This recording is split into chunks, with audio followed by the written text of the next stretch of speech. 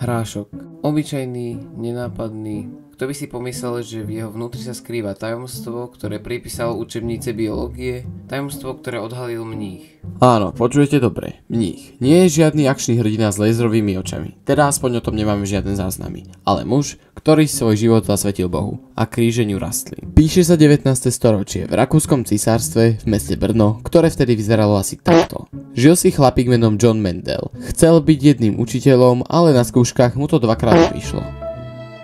Možno mal trému. Alebo mu skúšajúci dali príliš ťažkú otázku zvarenia gulášu? Tak skončil ako mních v augustínskom kláštore a prijal meno Gregor. A tam v tichu kláštornej záhrady začala sa revolúcia. Namiesto kázania a modlitieb sa Gregor začal venovať niečomu prekvapivo fascinujúcemu – hrášku. Počas 8 rokov poctivo krížil tisíce rastlín hrachu. Sledoval, ako sa dedia rôzne znaky. Farba kvetov, tvar semien, výška stonky. Musela to byť neskutočná drina.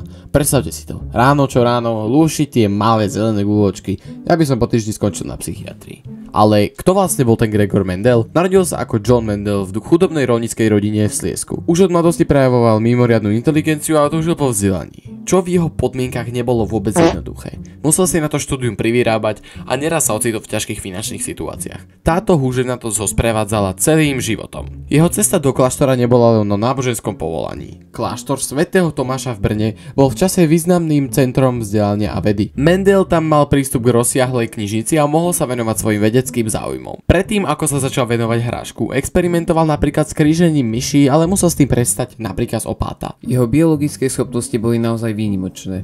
Nebol len trpezlivý pozorovateľ, ale mal aj analytickú myseľ a zmysel pre detail. V čase, keď o génoch a DNA nikto ani netušil, dokázal len na základe starostlivého kríženia a počítania potomstva odhaliť základné princípy dedičnosti. To si vyžadovalo nielen precíznosť pri práci s rastlinami, ale aj matematické nadanie, aby dokázal spracovať a interpretovať tie obrovské množstva dát, ktoré nazbieral. Predstavte si, že v podstate manuálne, bez akejkoľvek výpočtovej techniky, dokázal prísť na zákonitosti, ktoré platia dodnes. To svedčí o jeho hlbokom pochopení biologických procesov a o jeho schopnosti abstraktného myslenia. Bol to taký Sherlock Holmes, ktorý z malých indícií v podobe farby kvetu či tvaru semienka odhalil skryté pravidlá života. Ale mal trpezlivosť a hlavne geniálnu myseľ. Ako prvý začal pri dedičnosti používať matematiku. Áno, počujete dobre. Mních s excelovskou tabuľkou v hlave. Vďaka tomu objavil základné zákony dedičnosti, ktoré dnes poznáme ako Mendelove zákony. Jeho práca bola revolučná, ale vtedy si to nikto nevšimol. V roku 1865